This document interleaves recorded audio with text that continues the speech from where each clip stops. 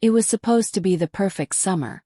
A peaceful escape from the city for 4 childhood friends, Emily Carter, Josh Miller, Rachel Thompson, and Zach Brooks, who had grown up together in the quiet town of Maple Hollow, Illinois. Every year since they were kids, they spent 1 week in July at the old lakeside cabin Emily's grandfather had built decades ago. But that year something felt different. Something was off from the very moment they pulled up to the cabin's gravel driveway. The sun was still high in the sky when they arrived. The lake shimmered under the sunlight, dragonflies darting just above the water's surface. The surrounding forest looked as calm and vibrant as it always had. Yet there was an eerie stillness that none of them could quite explain. The usual chirping of birds, the rustle of squirrels, the distant hum of insects. It was all muted. Nature had gone quiet. Emily, always the first to spot oddities, hesitated as she stepped out of Josh's Jeep. "Do you guys hear that?" "Hear what?" Rachel asked, slinging her backpack over her shoulder. "Exactly. It's too quiet." Josh laughed nervously. "Come on, you're just freaking yourself out. It's probably just a hot day. The animals are resting or whatever." But deep down none of them believed it. The air was too heavy, like it was holding a secret no one dared speak aloud. That night, they sat around a crackling fire behind the cabin. They roasted marshmallows, reminisced about their high school years, and laughed over Zach's exaggerated ghost stories. The lake was black behind them, still and smooth like a sheet of oil. The wind barely rustled the pine trees. The atmosphere was unsettling, but they tried to ignore it. As the night drew on and the fire dimmed to embers, Rachel stood up. "I need to use the bathroom," she said, brushing ash off her shorts. "The one inside or the great outdoors?" Emily teased. Rachel rolled her eyes and disappeared into the cabin. A few minutes passed. Then 10. Josh noticed first. "Is it just me, or is she taking way too long?" Emily frowned. "You think something happened?" Zach chuckled. "Maybe she fell in love with the toilet seat." "Zach, I'm serious," Emily said. "This place is giving me the creeps." Josh grabbed a flashlight and nodded. "I'll go check on her. Just wait here." He walked up the cabin steps, creaked open the door and stepped inside. Then came a sound. Low, guttural, like an animal breathing through clenched teeth.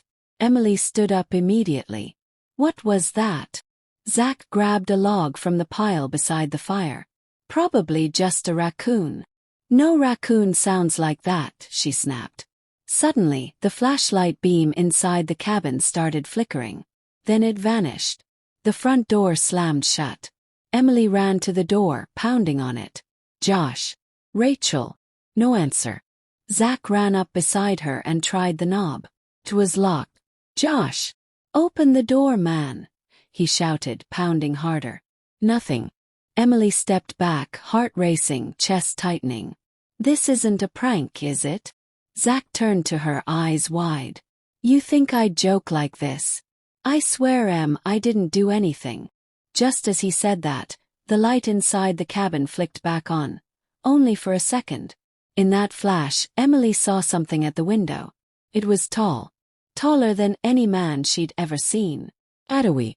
Its head scraped the top of the cabin ceiling, and its eyes, glowing like dying embers, locked with hers for that brief second before the lights cut out again.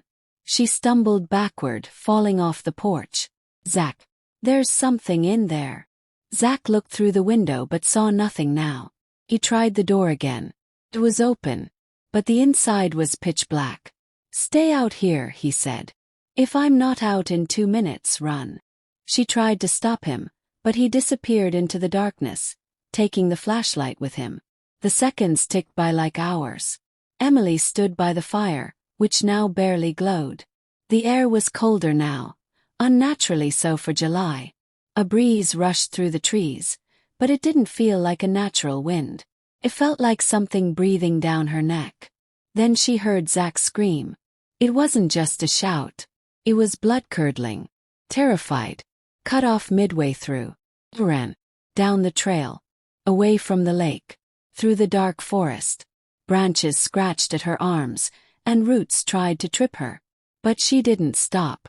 Her mind was blank with terror. She only slowed when she reached the road. Her phone had no signal, but headlights appeared in the distance. A ranger's truck. She jumped in front of it, waving her arms. The truck stopped, and an older man in a khaki uniform stepped out. "You okay, miss? There's something at the cabin, my friends, they're gone." He looked at her, confused. "Cabin? You mean Carter's old place?" "Yes. Please, you have to come." His face paled. "That cabin's been boarded up since '97. Ain't nobody supposed to be up there." "No, we go there every summer. My granddad built it." The ranger raised a hand. "Your granddad was Richard Carter?" "Yeah." "Miss, I don't know how to tell you this, but Richard Carter disappeared from that cabin 28 years ago, along with his daughter. Search teams never found them." He stumbled back. That can't be right. We've been coming here for years." The ranger looked grim. "You'd better come with me." They drove back to the trailhead together and he called for backup. By the time other deputies arrived, it was morning. They hiked back toward the cabin, but what they found left even the most seasoned lawmen shaken. There was no cabin. Only a collapsed pile of rotten wood and overgrowth. No sign of a fire pit. No sign of fresh tracks. No sign of anyone. The site was marked by a condemned property sign, faded by weather and time. According to county records, no one had stayed there in nearly 3 decades. Emily refused to accept it. She screamed, cried, begged them to dig through the ruins. Eventually they found a charred flashlight, Josh's flashlight, but no bodies. No trace of Zach or Rachel. They tested Emily for hallucinogens, trauma, anything that might explain what she'd seen, but nothing showed up. Her story made local news for a week before it was written off as a tragic case of young adults getting lost in the woods.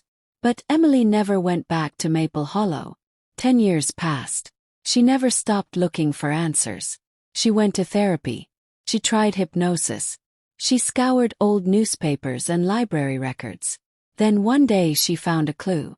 An old journal from her grandfather, buried in a box her mother had long forgotten.